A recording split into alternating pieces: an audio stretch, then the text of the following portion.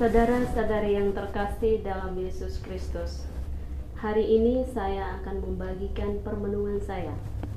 Ada dua pesan hari ini yang ingin saya bagikan. Pesan yang pertama, pesan Injil hari ini, Santo Yohanes mengajak kita untuk senantiasa bersyukur. Begitu besar kasih Allah akan dunia ini, sehingga Ia telah mengurniakan anaknya yang tunggal, supaya setiap orang percaya kepadanya tidak binasa, melainkan beroleh hidup yang kekal.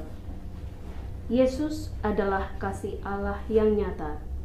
Ia diutus oleh Allah Bapa, hidup dan berkarya bersama kita. Karena Allah melihat bahwa kita sudah hidup dalam dosa, maka Ia mengaruniakan putranya supaya kita ikuti dan kita imani. Kita dihantar oleh Injil hari ini untuk melihat kembali pengalaman kita selama ini. Kita perlu merefleksikan atau bertanya pada diri kita sendiri, sejauh mana kita senantiasa bersyukur atas kasih Allah. Sejauh mana kita sungguh mengalami kasih Allah dalam hidup kita. Dalam hidup kita sehari-hari, kita bisa saja mengakui bahwa kita sudah percaya dan menjadi pengikut Kristus yang baik.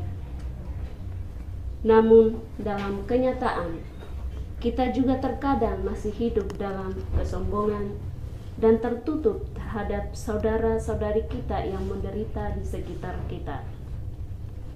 Belajar dari Yesus yang menderita demi mengasihi sesama. Kita mohon rahmat Tuhan agar membantu kita untuk meneladani Yesus Kristus yang mencintai sesama. Pesan kedua, kita bersyukur kepada Allah atas teladan Bunda Maria dan Santo Yusuf yang kita kenangkan pada hari ini, yang juga menjadi pelindung bagi para kaum buruh. Kedua orang kudus ini adalah pilihan Allah. Mereka telah mengalami kasih Allah. Mereka percaya akan kehendak Allah dan melaksanakan kehendak Allah, sehingga telah memperoleh hidup kekal. Iman dan keterbukaan mereka akan kehendak Allah itu terbukti dalam tugas khusus yang mereka terima, yaitu menjadi orang tua putra tunggal Allah, yakni Yesus Kristus. Kita pun dipanggil dan masing-masing diberi tugas oleh Allah untuk mewartakan kasih Allah kepada sesama melalui teladan Yesus putra Allah yang kita imani.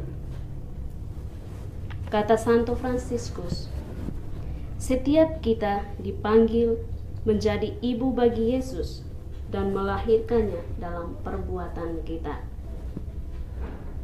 Artinya, dalam kehidupan kita setiap hari, hendaknya kita menghidupi kasih, kebaikan, dan kedamaian dalam diri kita.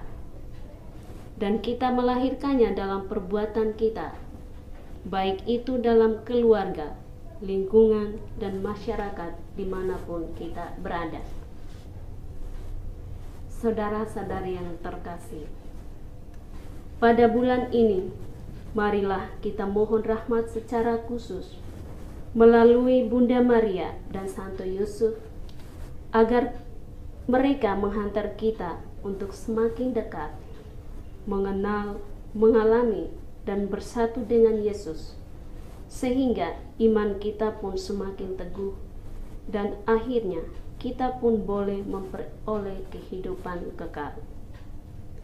Kita juga diutus untuk menjadi perantara rahmat Allah bagi sesama.